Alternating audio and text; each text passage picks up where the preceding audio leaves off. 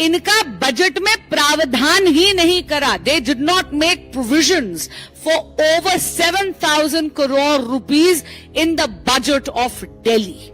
ये जानबूझ के करा गया क्योंकि दिल्ली सरकार ये झूठ फैलाना चाहती थी, जनता को भ्रमित करना चाहती थी कि दिल्ली के पास सरप्लस पैसा है। दिल्ली की अर्थव्यवस्था के विध्वंस के लिए पूरी तरह जिम्मेदार हैं माननीय अरविंद केजरीवाल जी, आम आदमी पार्टी की सरकार और माननीय मुख्यमंत्री आतिशी जी जो दिल्ली की वित्त मंत्री भी हैं।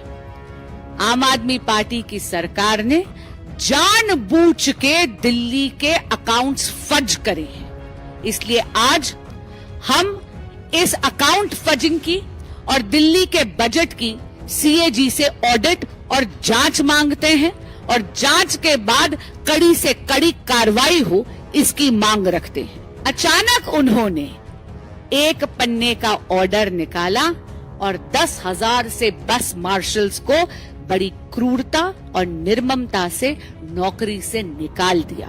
अब हाल ही में जब मॉनसून आया था तो आप सबको याद है दिल्ली की क्या बदहाली हुई थी। जरा सी बारिश में पूरी की पूरी दिल्ली डूब गई थी। राजेंद्र नगर में तो 3 आईएएस एस्पिरेंट्स की जल भराव के कारण मौत भी हुई। और ये जल भराव क्यों हुआ था? आम आदमी पार्टी की सरकार केवल प्रचार प्रसार और भ्रष्टाचार में लिप्त है। नमस्कार और यहाँ आने के लिए बहुत बहुत धन्यवाद। आप सभी को नवरात्रि की बहुत शुभकामनाएं। मित्रों, आज मैं आप सभी के समक्ष एक बहुत ही गंभीर विषय यहां पर साझा करने के लिए बैठी हूं। आप सब जानते हैं कि कल दिल्ली फाइनेंस डिपार्टमेंट की एक रिपोर्ट आई है जिसको मीडिया के बंधुओं के माध्यम से हम सबसे अवगत कराया गया है। इस मीडिया की रिपोर्ट, इस दिल्ली फाइनेंस डिपार्टमेंट की रिपोर्ट से ये स्पष्ट हो गया है कि दिल्ली की अर्थव्यवस्था के विध्वंस के लिए पूरी तरह जिम्मेदार हैं माननीय अरविंद केजरीवाल जी, आम आदमी पार्टी की सरकार और माननीय मुख्यमंत्री आतिशी जी जो दिल्ली की वित्त मंत्री भी हैं। अचंभे की बात है, 31 साल में पहली बार दिल्ली का जो बजट है वो डेफिसिट में है, यानी घाटे में है। और छोटे मोटे नहीं, 7,000 करोड़ रुपए का डेफिसिट है। इसका क्या अर्थ हुआ? इसका अर्थ यह हुआ, पहली बात, कि दिल्ली में जो एक्सपेंडिचर है यानी खर्चा, वो दिल्ली की इनकम या दिल्ली की आय से कहीं कहीं ज्यादा है। इसका एक और बहुत ही संगीन पहलू है कि ये डेफिसिट जानबूझ के हुआ है। आपको याद होगा जब विधानसभा के पटल पर यह बजट पारित करा गया तो तब माननीय सीएम आतिशी जी ने, जो तब केवल वित्त मंत्री थी, उन्होंने दिल्ली के बजट के सरप्लस होने की घोषणा करी थी। बड़े बड़े दावे करे थे कि दिल्ली के पास फालतू पैसा है। लेकिन आप ये देखिए कि इसेंशियल इंफ्रास्ट्रक्चर प्रोजेक्ट्स जैसे कि दिल्ली में अस्पतालों की मरम्मत, नया कोर्ट कॉम्प्लेक्स बनाना, सैलरीज देना कर्मचारियों को, कर्मचारियों की पेंशन और इस प्रकार के ऐसे कई बड़े खर्चे, इनका बजट में प्रावधान ही नहीं करा। They did not make provisions for over 7,000 crore rupees in the budget of Delhi. ये जानबूझ के करा गया क्योंकि दिल्ली सरकार ये झूठ फैलाना चाहती थी, जनता को भ्रमित करना चाहती थी कि दिल्ली के पास सरप्लस पैसा है। अगर आप देखेंगे तो आम आदमी पार्टी की सरकार ने जानबूझ के दिल्ली के अकाउंट्स फज करे हैं।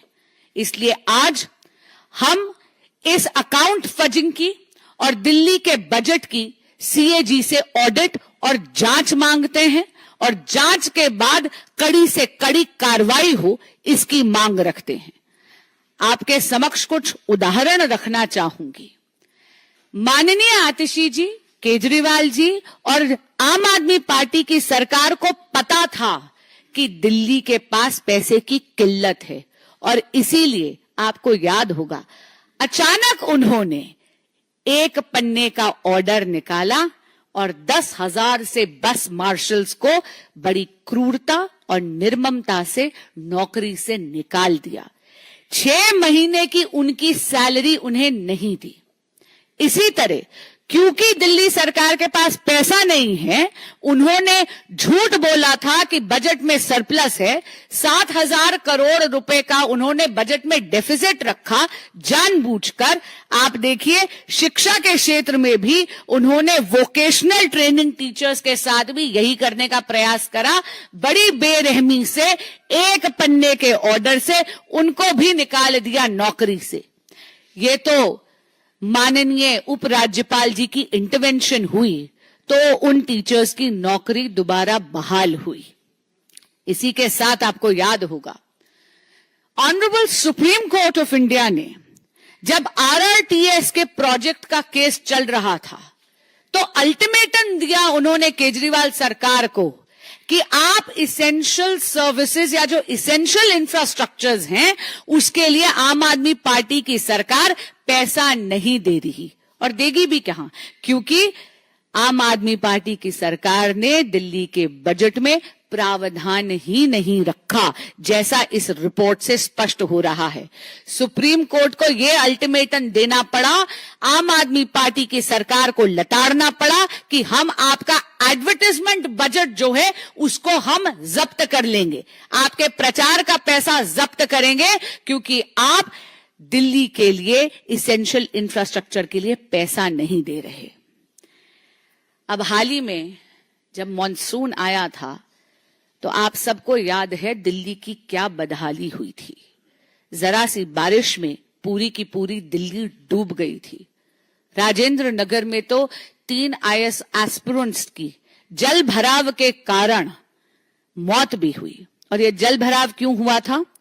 क्योंकि नालों की डिसिल्टिंग नहीं करी गई थी।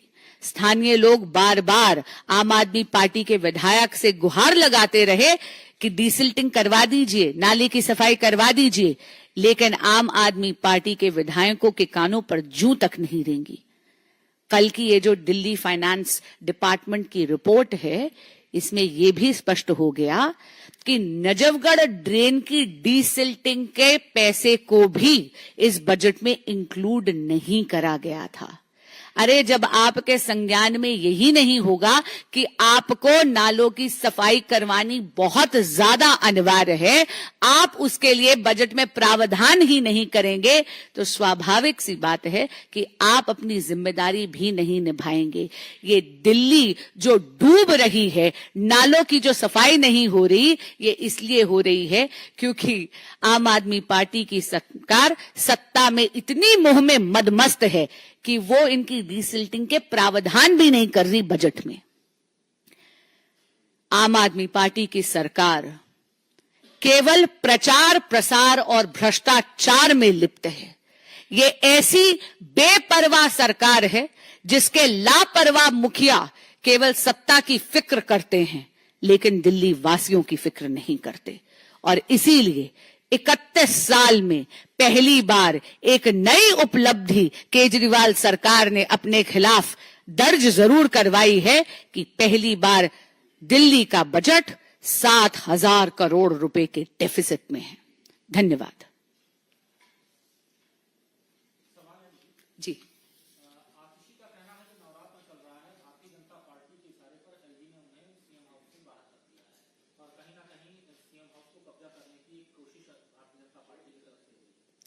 कोई भी सरकारी बंगला किसी व्यक्ति विशेष की व्यक्तिगत प्रॉपर्टी नहीं होता, वो सरकार की प्रॉपर्टी होती है।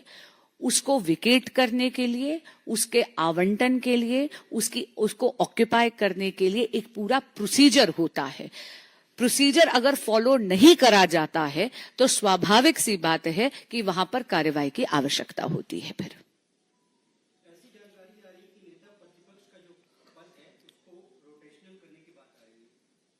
जी बिल्कुल, ये मैंने भी सुना है कि ऐसी बात चल रही है कि नेता प्रतिपक्ष के पद को रोटेशनल करने की बात आ रही है, पर विनम्रता से कहूंगी कि ये विपक्ष का अंदरूनी मामला है। हाँ, इतना जरूर है कि विपक्ष के दलों में ऐसे कई नेता हैं जो नेता प्रतिपक्ष का कार्यभार संभालने के लिए काफी सक्षम है, लेकिन अगर इंडी अलायंस को ये लगता है कि माननीय राहुल गांधी जी पूरी कर्तव्य निष्ठा से अपना ये पदभार नहीं संभाल पा रहे हैं, तो ये निर्णय उन्हें लेना है। लेकिन नेता प्रतिपक्ष के या लीडर ऑफ ऑपोजिशन की पोजीशन को रोटेशनल करने की ये जो बात चल रही है, ये मैंने भी सुनी है, पर ये उनका अंदरूनी मामला है।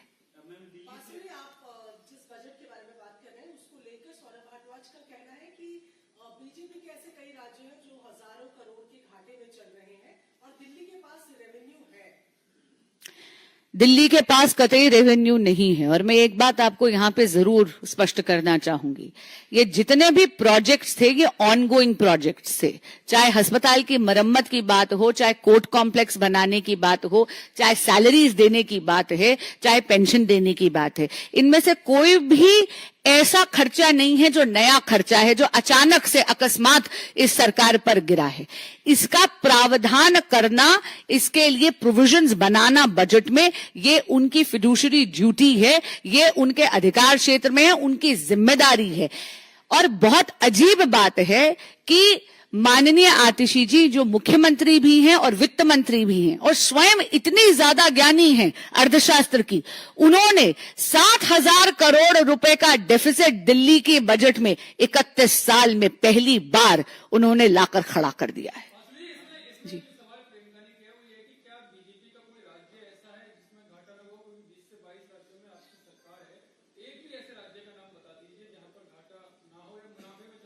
ऐसा कोई भी भाजपा रूल्ड स्टेट नहीं है जहां पर इसेंशियल सर्विसेज पर असर पड़ रहा है। यहां पर रातों रात 10,000 मार्शल्स को नौकरी से इतनी निर्ममता से इसलिए हटा दिया गया क्योंकि दिल्ली सरकार ने उनकी सैलरी का प्रावधान ही नहीं करा। इसी तरह वोकेशनल टीचर्स को भी रातों रात एक पन्ने के ऑर्डर से नौकरी से बहुत क्रूरता से हटा दिया गया क्योंकि उनकी इन लोगों ने बजट में प्रावधान ही नहीं करा उनकी सैलरीज के लिए। आपके सवाल में एक बात और बताती हूं, दिल्ली की किसी भी कॉलोनी में जाकर देख लीजिए एमसीडी की क्या हालत हो रही है। ये जो कूड़े के पहाड़ आप देख रहे हैं सोसाइटीज के आगे, ये क्यों हो रहा है? वो इसलिए क्योंकि एमसीडी के पास पैसा नहीं है कर्मचारियों की तनख्वाह देने के लिए। इसके लिए पूरी तरह केजरीवाल सरकार है जिन्होंने 60,000 करोड़ का बजट डेफिसिट लाए हैं वो दिल्ली में 31 साल के बाद, और उन्होंने कर्मचारियों के सैलरीज का प्रावधान नहीं करा। जी, 2022 में जो हुगली में राइट्स हुए उनके जो आरोपी हैं उनके केस विड्रॉ कर लिए हैं कर्नाटक की गवर्नमेंट ने। मैम, इस पर बीजेपी की क्या प्रतिक्रिया है? इसको मैम हिंदी इंग्लिश दोनों में बता। I'm absolutely flabbergasted. This is nothing but politics of appeasement. This was a very, very serious allegation. There were attacks on a police station. Over 158 people were involved in this case of serious rioting. There were injuries which was caused to police personnel. But it seems that for selfish interests of politics, that is why in case of, like I said, the Karnataka government is only practicing politics of appeasement. I'm really, really shocked to see that the deputy chief minister, Shri Shiv Kumar, actually wrote to the Karnataka Police Department asking for withdrawal of these cases, and this is in contravention to the report submitted both by the police department as well as the law department. ये कुछ नहीं है, ये तुष्टीकरण की राजनीति है और ये बहुत ज्यादा शॉकिंग है क्योंकि इसमें 158 से ज्यादा लोग अभियुक्त हैं इन केसेस में।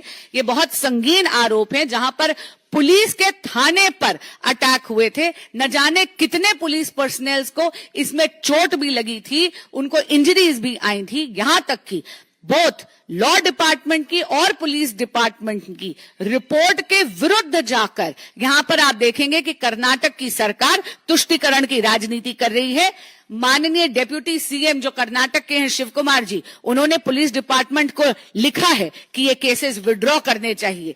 अगर देश के रक्षकों की ही ये सरकार रक्षा नहीं कर सकती तो ये लोकतंत्र की रक्षा क्या कर सकती है? धन्यवाद।